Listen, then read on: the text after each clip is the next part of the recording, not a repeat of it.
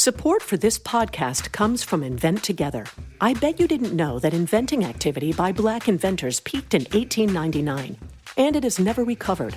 Black and Hispanic college graduates patented half the rate of white college graduates. That's just one of the reasons why you need to know about Invent Together. When our patent system gets more diverse, our nation will get stronger and more successful. Find out how you can help diverse inventors and unleash economic opportunity at inventtogether.org. Hi, I'm Emilio.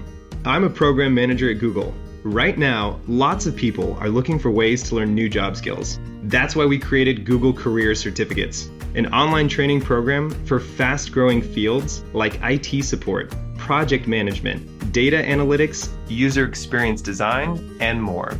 You don't need any prior experience, and you can be job ready in about 6 months. So put your skills to work. Go to grow.google/certificates.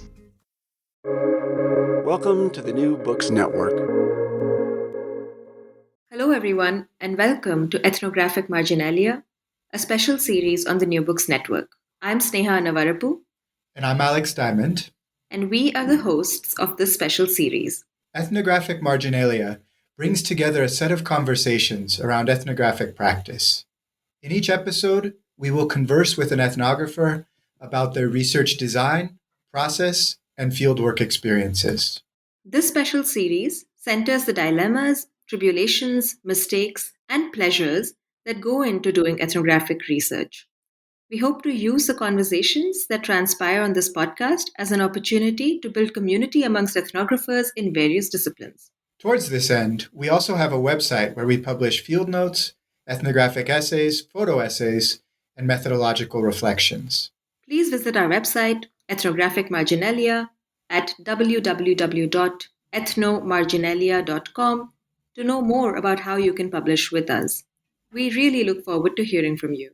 Before we proceed with this episode, we'd also like to thank our sponsors, the Ethnography Incubator at the University of Chicago and the Lozano Long Institute for Latin American Studies at the University of Texas at Austin. And on that note, let's begin. We're thrilled to welcome today's guest, Dr. John Gordon, who, after defending his dissertation in April and receiving his PhD from NYU, is about to start as a new tenure-track assistant professor of sociology at Appalachian State University. John studies violence, gender, and policing in marginalized communities. More specifically, he did 45 months of fieldwork in an urban neighborhood in Medellin, Colombia, to understand how criminalized men use both violent and nonviolent practices to protect community residents, construct peace, and reimagine masculinity. He's published a wonderful article in Social Forces based on this research and is currently working on a book manuscript entitled Vigilant: Violence, Community, and Local Imaginaries of Security in Medellin. John, welcome to the podcast, and congratulations on both finishing your PhD and getting hired in a great position. Well, thank you so much. I'm honored to be here. And, I just want to thank both of you for doing such a wonderful service, not just for ethnographers, but I think for the social sciences more generally. It's, just a beautiful thing to have a space where ethnographers can talk about the process and things that don't make it in to the final product. Yeah, I'm really glad that the website resonates with you and so many others, and we felt really welcomed in the community of social sciences. So that's great. To start off our conversation, we were both curious to know how and why did you become a sociologist, and more specifically, an ethnographer? So my interest, I'd say, in sociology developed really when I was teaching in Chicago public schools. Chicago, was this legendary laboratory, I think, for sociological research, for urban ethnography. And though I'd like to say that this is what inspired me, I was actually unaware of sociology's history, particularly in Chicago, and so it didn't. My interest emerged. I was in my early 20s living and teaching in West Pilsen, which is a big neighborhood in Chicago that encompasses kind of these micro communities of a few blocks. And at the time, Pilsen was ridden with gangs, and many of my students and their families were associated with this gang called Satan Disciples. And I lived about a mile east, and many of my neighbors were associated with the Ambrose, and there was a small set of gangster disciples. And so these were the kinds of people who I saw on a daily basis, who I was friends with. And, I was seen in both areas as a teacher, a community servant, an activist. I helped, bring people out to the immigration march in the city in 2005. And, on nights and weekends, I would just hang out with my friends. And in my sort of community, many of my friends were associated with the Ambrose. And so we would hang out at their homes on the corner. We'd barbecue at my place. And I was really interested in their stories, their life histories. And they recognized, I think, that, I looked past the violence, the guns, the drugs, and I truly wanted to do whatever I could to help them. And, just in sort of hanging out, I came to see that the sort of structural circumstances that frustrated me as a teacher, trying to help young people succeed academically, also frustrated my friends, frustrated my students, and impeded their efforts to kind of live a dignified, financially stable life. And, I was hanging out with people, many of whom were my age. And, this revealed kind of these broader social problems that shaped life on the ground for us in different ways. And, that said, I enjoyed hanging out with people. And this is kind of a key feature of ethnographic research. And it was something that I was good at. And, over time, I learned that sociology offered tools for making sense of what I observed on the ground. And I had a close friend who was in grad school at the time. He actually just published a wonderful book based on his ethnographic work in LA. I believe he was actually on your podcast. We know who you're talking about, David Tree. That's right. And David kind of helped me see sociology as a career path. So that's how I got myself into this mess. That's really interesting, and there's a lot of parallels between the communities you ended up studying in a very different part of the world, and the communities you sort of describe as hanging out with in Chicago. So maybe we can get into that research in Colombia, where you focus on a particular group of men in a marginalized neighborhood. And these men were engaged in both drug dealing and violence.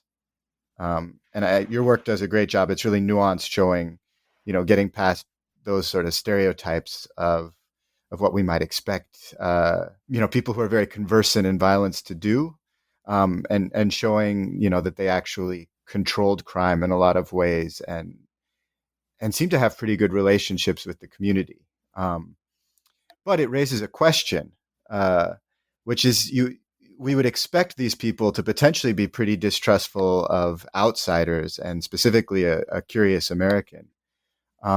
So, John, how did you gain access to this community, and even how did you explain your project to them? Yeah, so first, I actually just want to clarify that I can't prove my study participants' extrajudicial punishments of robbers and assailants who preyed on community residents actually helped to control crime.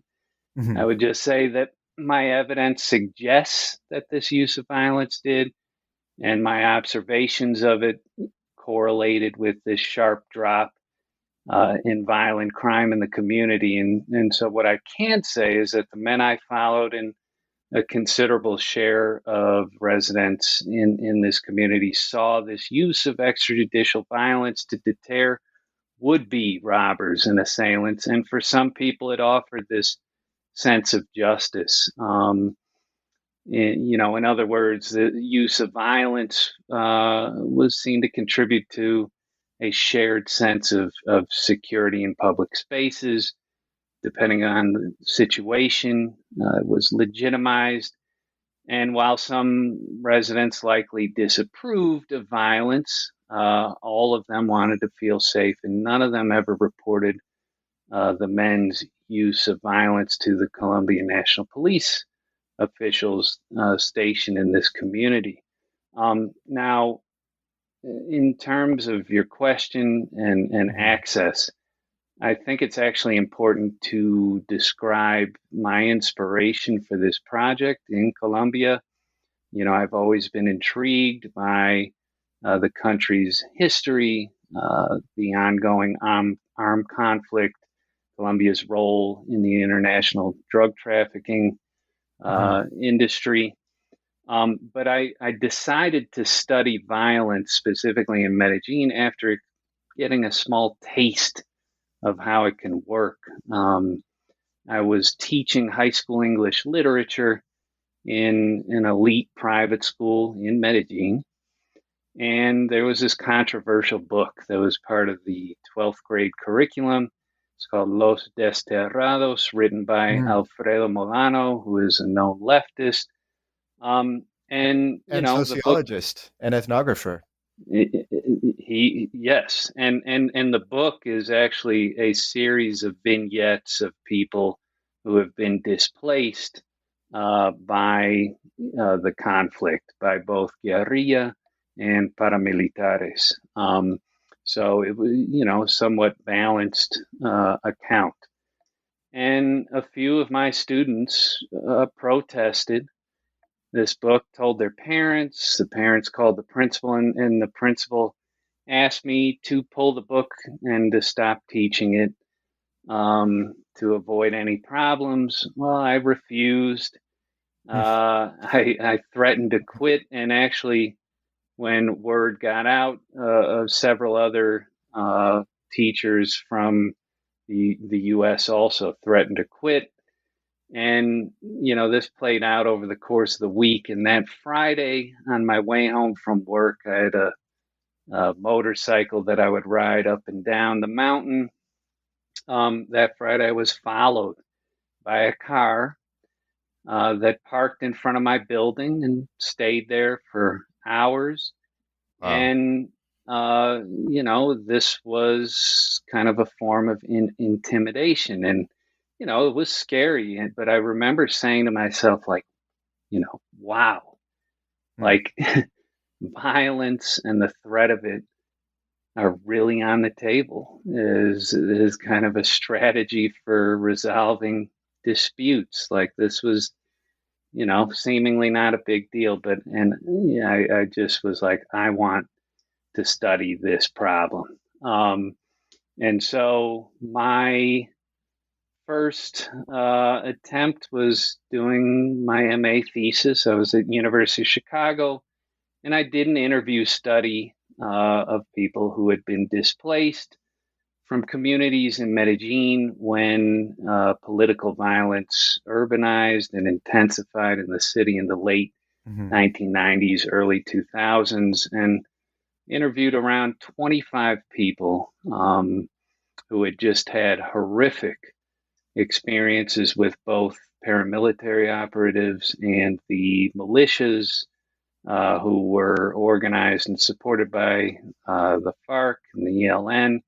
And some of my study participants lived in the community that ultimately became my field site for my dissertation.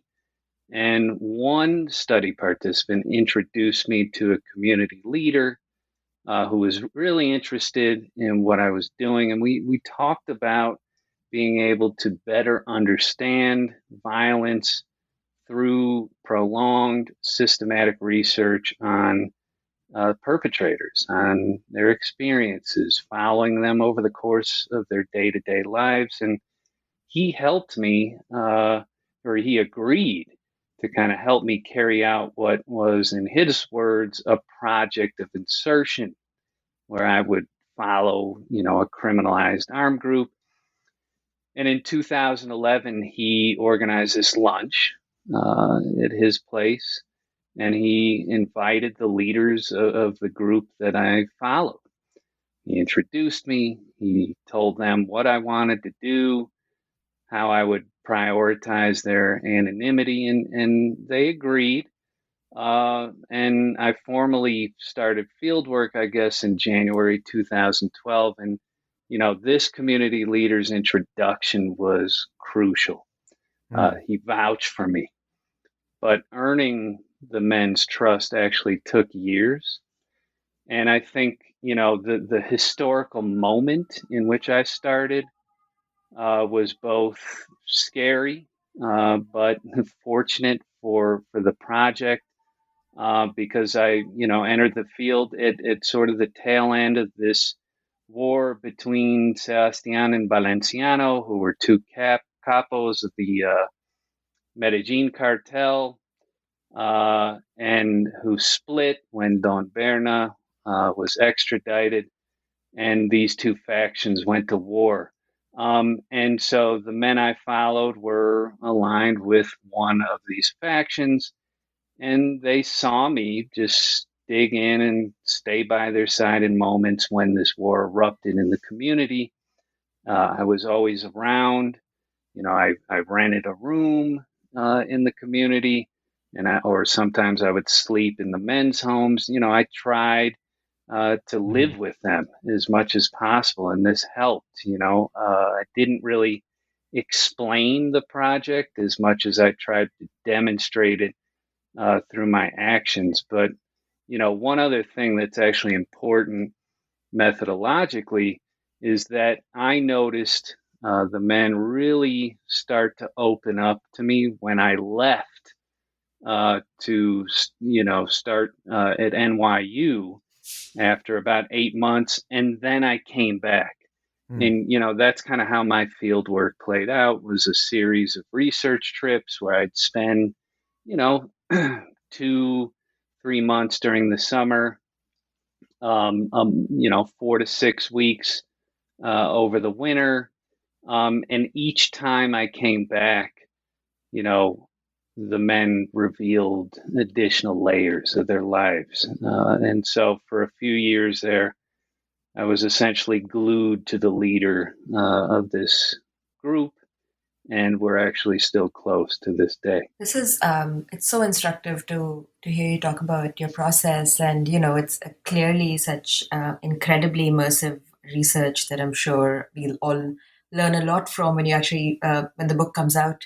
But you did 45 months of fieldwork over 7 years, which is a lot of fieldwork, and it's quite a lot in this day and age. So, why? How did you decide how much fieldwork you need to do, and how do you think the amount of time you spent in the field helped you understand the men and the community you studied? Like, I guess, how did those relationships change over the 45 months of fieldwork that you've done there? Yeah. So first, let me just say, I stayed in the field for such a long time because of my privilege. I had unwavering support from my advisor, my dissertation committee. I had funding from NYU, from the Social Science Research Council. And without that, this kind of extensive field work wouldn't have been possible. Right. But as I mentioned, I saw how, over time, things became clear. The men were more open, and time was kind of my best asset for uncovering new dimensions of their lives that would have remained buried otherwise. One of the most valuable and I think often overlooked advantages of ethnography is that, we observe people, we follow them as they navigate what are often unpredictable experiences of daily life. And, I might be tarred and feathered for saying this, but in some ways, this resembles kind of a natural experiment in the research setting. And so over time, right, you have this set of observational data that enables sampling across situations, across time, being able to identify durable patterns of behavior and significant changes. And, extensive fieldwork is really important for documenting change. So, for example, the first 4 years of fieldwork were pretty dark. There was a lot of violence. Had I stopped and exited the field in the, to winter of 2016, I would be writing a very different book, one that might risk misrepresenting my study participants in the community. And so time gave me the gift of watching the men I followed attempt to build non-criminal identities. So when I moved back to Medellin in summer 2016, I learned that they wanted to establish kind of a certified nonprofit organization. So this effort became the focus of my fieldwork for the final 3 years. And I was able to watch a group of criminalized men who use violence, who dealt drugs, transform into this community nonprofit. And this transition was such a beautiful ending to my time in the field, but it also provided insights into what can drive community transformation and the kinds of opportunities that can help guide people away from violence and drug dealing and criminal activity. John, what was the focus of the nonprofit? So the sort of theme of their work is combining urban culture with environmental conservation and community service. So, one of the first big projects of the nonprofit was to revamp a creek, a big green space with a creek running through it. It was the site of numerous gun battles, extrajudicial punishments, a lot of violence happened there.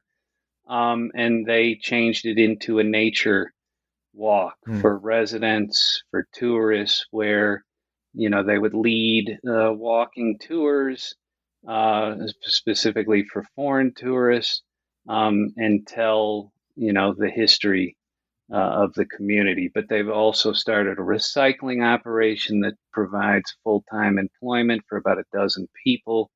They do community events, like there's a after school sports program for local youth. They'll do stuff for holidays. So it's pretty diverse, the set of programs they're trying to develop. But I also think it's actually really important to comment on the fact that there's little incentive for graduate students who are doing ethnography to spend so much time in the field. A lot of grad students first just don't have the resources for this, Again, I was very privileged. And there's also this kind of structural condition that impedes doing this. Graduate students who want to get tenure track jobs don't get hired based on the amount of time they spend in the field. They get jobs by publishing in top journals. And so the pressure to publish can actually lead ethnographers in some cases to, either decide not to pursue lines of inquiry that they would have otherwise, or in the worst case, to sacrifice maybe reliability and validity of data. And, this is, I'd say, arguably the greatest threat to ethnography's standing in the discipline. But, the efforts to kind of change these structural issues isn't there, these issues that undermine the ability of ethnographers to mollify concerns about data quality and veracity. Hello, everybody. This is Marshall Poe. I'm the founder and editor of the New Books Network. If you're listening to this podcast, you probably love to read. I know I do. So I'd like to recommend you subscribe to Scribd. Scribd is the ultimate reading subscription service, letting you explore all of your interests in any format you choose: ebooks, audiobooks, magazines, and more for only $9.99 a month. All your favorite things are there. You get an entire library for less than the cost of a single book. No complicated credit cards or additional purchases required. If you're not sure what to read, Scribd combines the latest technology with the best human minds to recommend content that you'll love. Want to change things up? You're free to switch between titles, genres, and formats at any time on your phone, tablet, or computer. And here's the best news. Right now, Scribd is offering NBN listeners a free 60-day trial. Go to try.scribd.com/NBN for your free trial. That's try.scribd.com/NBN to get 60 days of Scribd for free. Yeah, and I feel like, even in terms of course structure or teaching load and stuff like that, it just becomes one of those situations where students in certain elite universities like UChicago, students don't have to teach anymore. Like, they can actually even imagine doing this kind of long-term fieldwork without financial costs as such, because there is funding guaranteed, But there are lots of these inequities baked into to an ambitious project, which I think I agree with you, is not considered valuable in the eyes of the job market or whatever, and other logistical and practical concerns. Yeah, thank you for that. No, and I think just to also follow up on your reflection, I think one thing that you refer to is, your ability, you're not just studying or describing a phenomenon that existed or exists in a particular point in time. The fact that level of deep engagement in time is really necessary if you want to be able to describe social change, which makes your project just so much deeper and complex and more valuable. And I think, you're right that sort of those kind of projects are more and more difficult and rarer. Yeah, no, I appreciate you saying that, because, especially when we're talking about studying violence and crime, where anonymity, I'd say, is really important, to protect the identities of study participants who can get into trouble.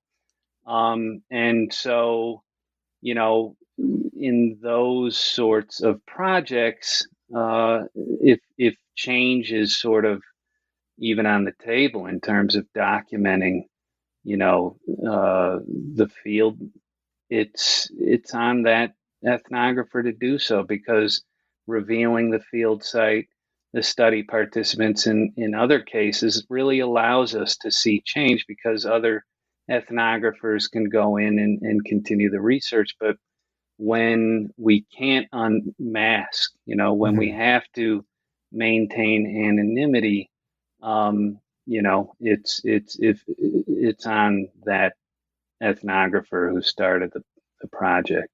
Well, to shift topics slightly, what was a typical day of fieldwork like for you? You said you were living in the community and hanging out with these men, and in particular the leader. But yeah, what did your life look like as you were doing that fieldwork? So this actually changed over the course of my fieldwork. I lived, I'd say, at night for the first, 4 years.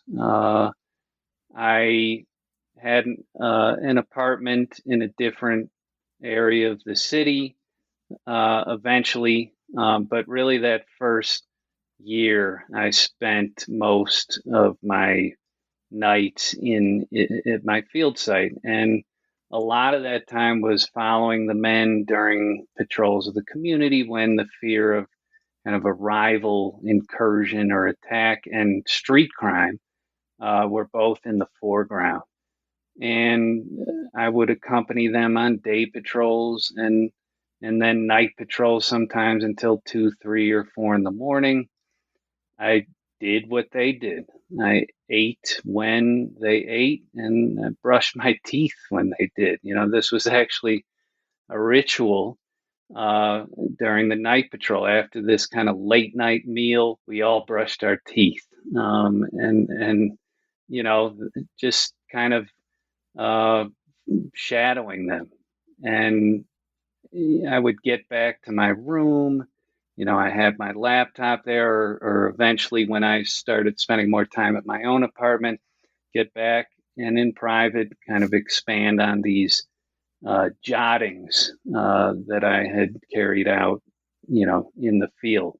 When I moved back in summer 2016 for 12 or 13 consecutive months, fieldwork was pretty much 11 a.m. to 7 p.m.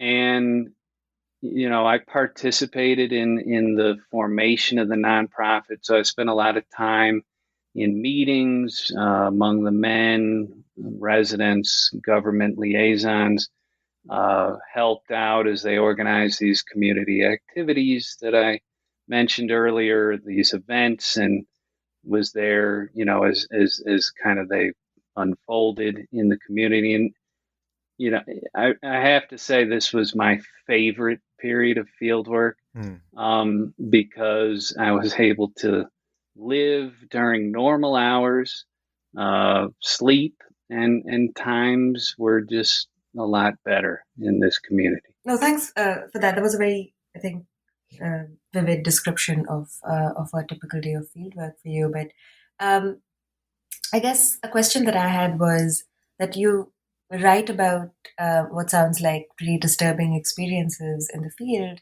where these men used violence to punish petty criminals. So, how did you deal with this or react to this, and what were the kinds of dilemmas that you had about writing about this, about the violence? Were there times when it was too much? We just wanted to get a sense of how you reacted to all of this in the field as it was happening. It couldn't have been easy, I assume. Oh, yeah. Thank you for asking me about this because, this has actually been the most difficult aspect of my work. And I think as a human being who studies violence, it's been really difficult. And I went into the project naively, thinking that my experiences in Chicago had prepared me to encounter violence intimately in Medellin, and I was wrong. And, I often had nightmares. The last one was actually in September 2017 when I moved back to New York. The project certainly has taken a toll on my mental health. I've had to do a lot of work in therapy to process traumas, EMDR, EFT techniques. And, I wish qualitative researchers would talk about traumas of doing field work more. And it's not just ethnographers. I see, people who do interviews with different, groups really have a hard time. And they talk about this on Twitter, but I wish there was kind of a more formal space for people to discuss their experiences. That said, my study participants, this is going to sound strange, but they were extremely compassionate with most people. And, this was an analytical puzzle for me, but it was also a source of comfort. They went to great lengths to make sure that I felt okay, checking in with me regularly, and escorting me when I wanted to exit, violent situations. But there is this other side of dealing with violence, which is as a researcher. And I'd say, there's three ways that I've dealt with observing violence.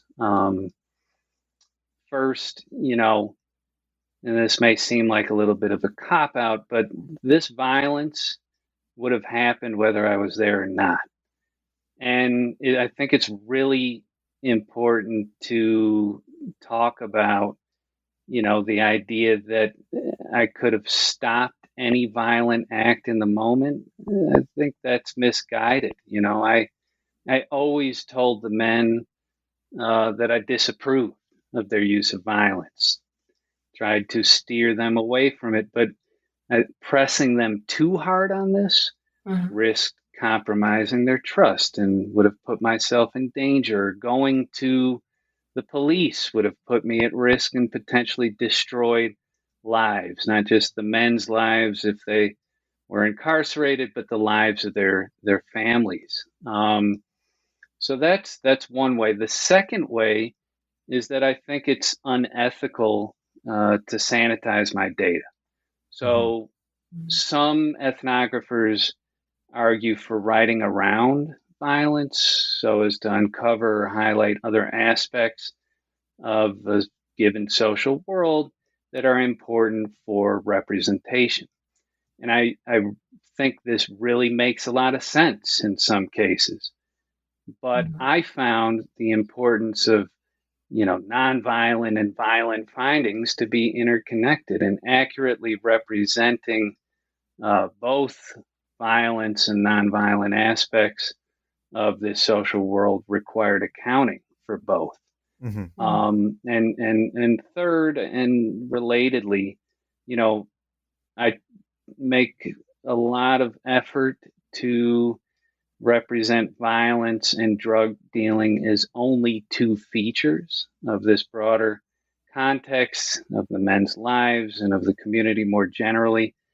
And, my responsibility has been to represent the men not just as violent specialists or vigilantes or drug dealers or criminalized men, but also as fathers, sons, brothers, neighbors, and as people who really wanted to belong as dignified members of this community.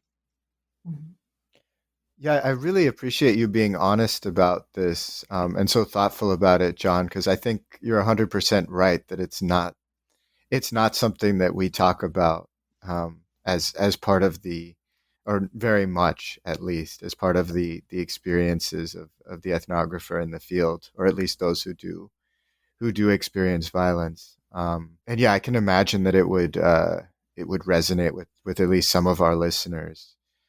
And it does with me. So thank you. Yeah. I was going to say, Alex, you, I imagine, have had, similar experiences in the field. So. Well, yeah, I mean, and I don't know this is a time to talk about my experiences, but I will say that we talked about this a couple of years ago in New York City, and at a time when I was, I think, just coming out of the field and just coming out of some, at least a few stressful situations and some things that were emotionally disturbing for me. And I was having trouble sleeping and things like that. And it was helpful talking to you about it. So yeah, I hope that these are the kind of conversations that we can continue, both you and I, and sort of as a discipline or a field. Absolutely. And I think it's really fascinating too what you said about the men who you describe as people who are pretty conversant in and comfortable with violence, who sort of have a past. Most of them, I think, had past experiences in the military or paramilitary groups. But it's really interesting that they were empathetic to your discomfort, or even worse than discomfort, that your responses to seeing this violence. And so just another thing that I remember from talking with you is sort of some of the surprising ways that these men behaved that contradicted stereotypes we might have of like violent macho tough guys, and particularly in gender roles as well. So maybe I was wondering if you could share some of these experiences with our listeners and tell us how you explain them. Yeah. So the men I followed could ostensibly be labeled as hypermasculine or traditionally masculine men, and they established traditional masculine competence by using women as props, engaging in vigilante surveillance, extrajudicial violence, and drug dealing. They policed each other's manly behaviors and, performances of gender that scholars of masculinity and men would expect to see in this context. Focusing solely on these moments, though, would present a caricature of marginalized men who are beholden to preserving their gender status through these hyper-masculine performances. And I often saw them breach normative expectations of masculine conduct. For example, in marginalized communities, we might presume, and evidence suggests that men are expected to maintain patriarchal authority over the division of domestic labor. Mm-hmm. But the leader of this armed group actually did most of the cooking and cleaning at home. Mm. And, that might be surprising or unsurprising for some people. But for me, what was really interesting was that he complained in public about this. He complained to the other men, and he complained to me about how his wife refused to help. And, the reactions to that sort of breach of traditional masculine norms was something that I focus on.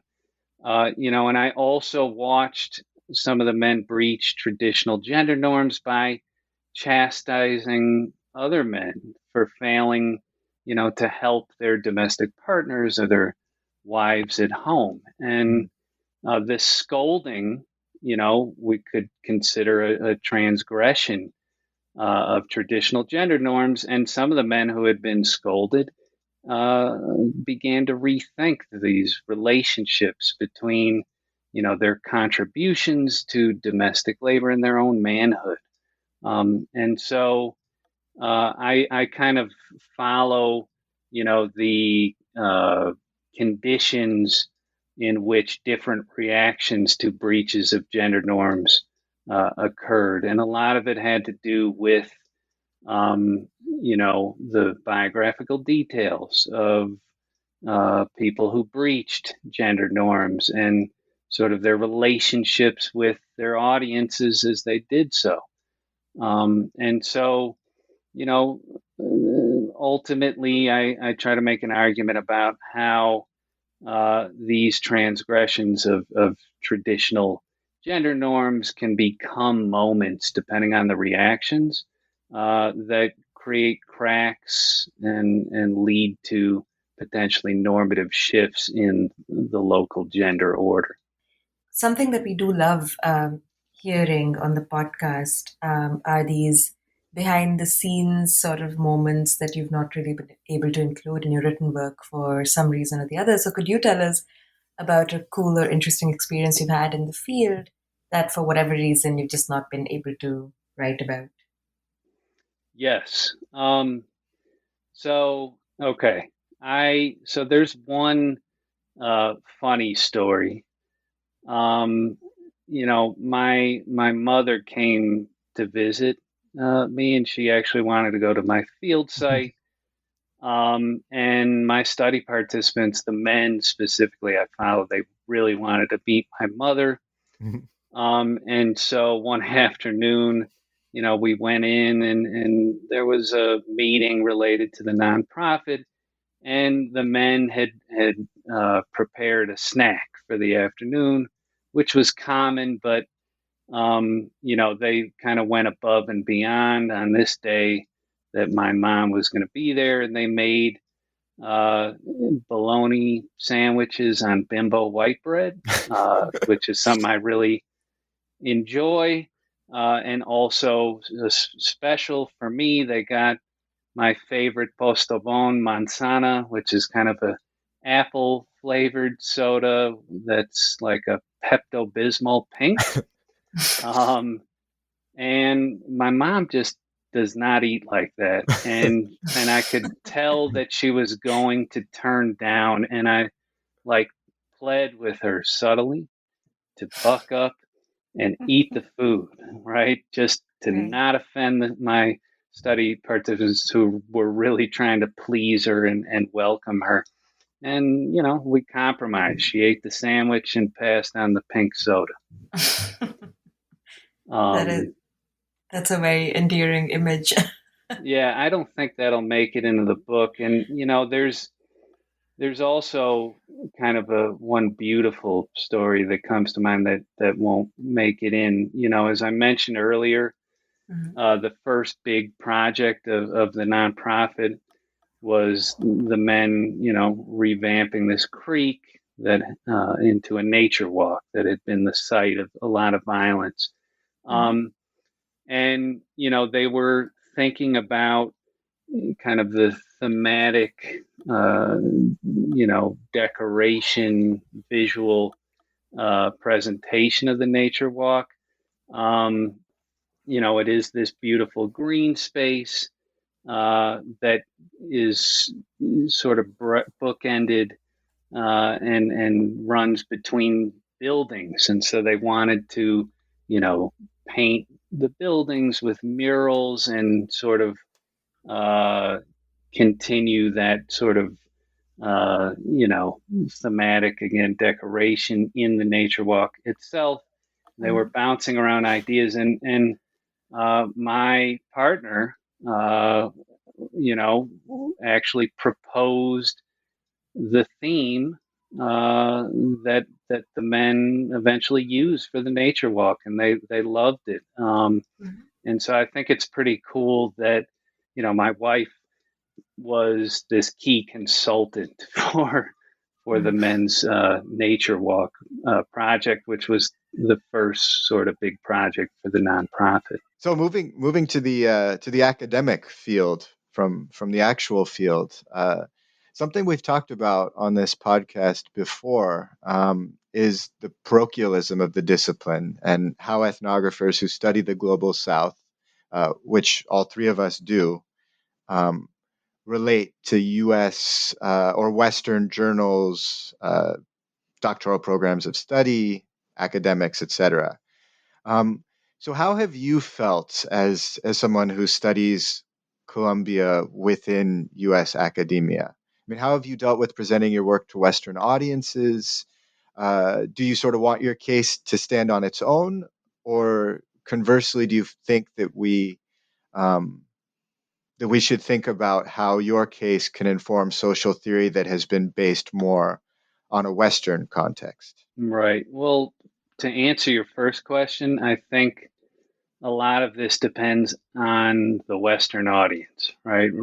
Reviewers, for example, have been the toughest in terms of justifying how a case in Colombia brings new insights to the study of violence in the U.S. I think broadly speaking, this is a good thing.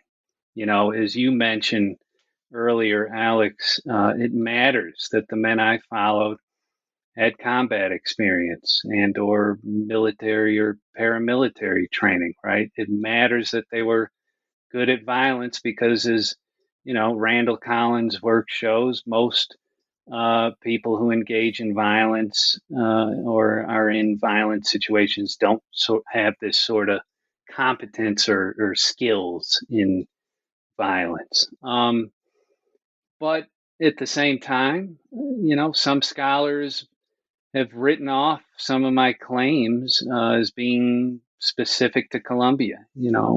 For instance, I write about how the men's drug dealing enabled precisely the kinds of relationships and expectations for regulatory action that survey researchers operationalize as key dimensions of social cohesion and shared expectations for social control or collective efficacy.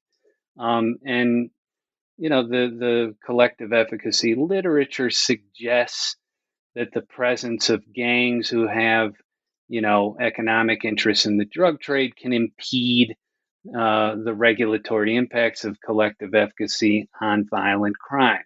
In other words, gangs can pressure community residents into tolerating nonviolent crimes like drug dealing, which can in turn incite violence. And the exchanges that residents get gang protection and economic support. Sudhir Venkatesh, Mary Patillo have shown how these networks of reciprocated exchange can hinder social control, and particularly the control of violent crime in some marginalized communities.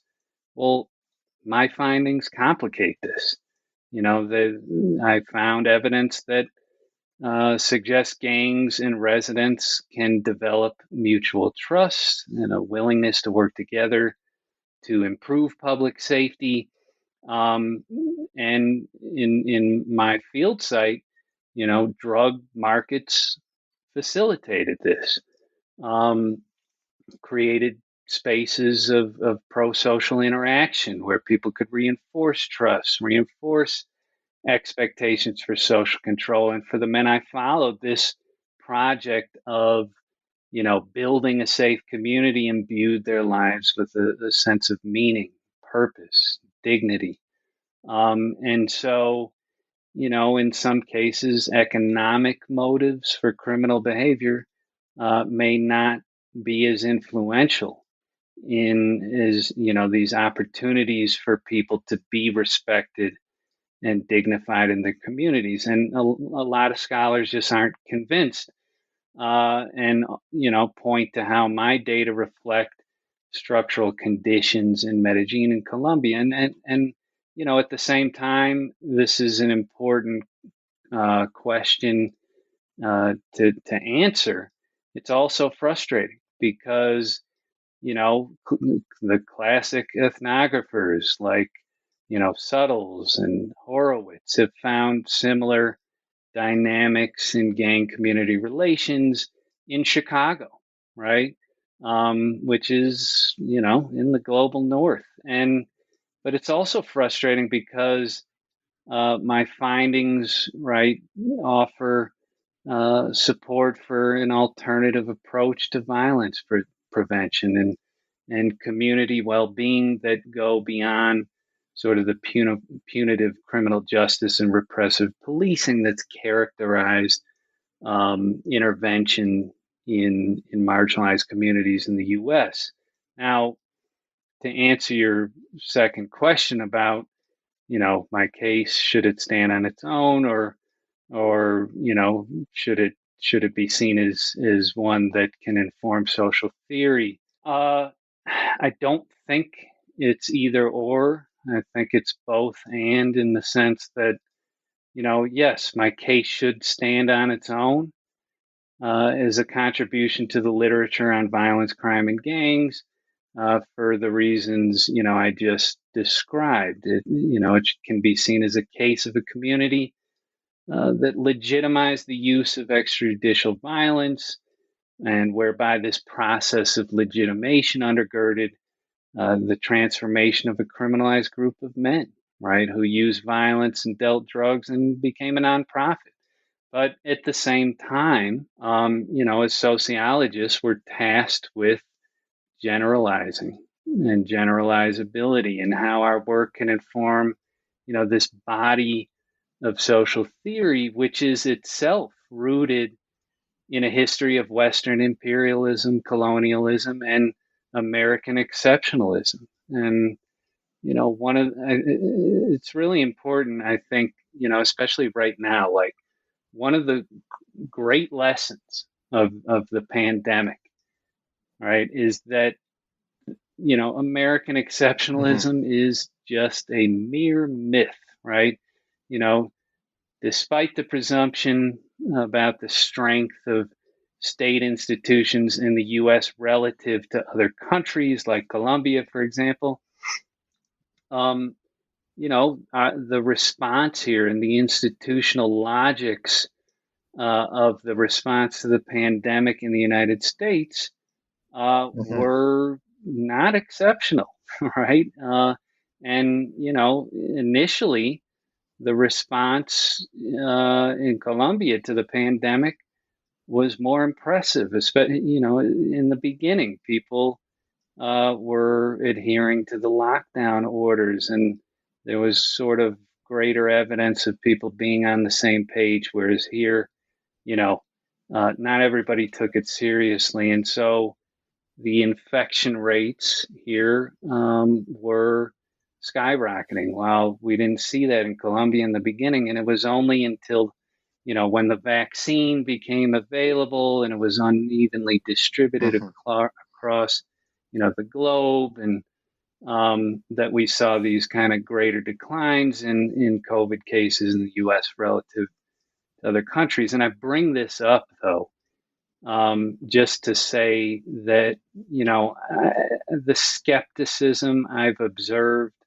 about the lessons the Global South can teach us about problems in the United States is a legacy of American exceptionalism, of, our privilege to ignore the fact that in many ways the problems we see in marginalized communities in the United States share the core elements of the problems we see in marginalized communities in Colombia or any country in the so-called Global South. And acknowledging that isn't, it forces us to sort of reimagine our national identity, but it should also force us to reimagine, our relationship as social scientists to the history of this, social theory that, at least in sociology, we have to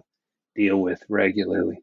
Thanks so much, John, for this really insightful and illuminating conversation. I learned a lot, and I really look forward to reading your book and all of the writing that's going to emerge from this deeply immersive and really interesting fieldwork experience.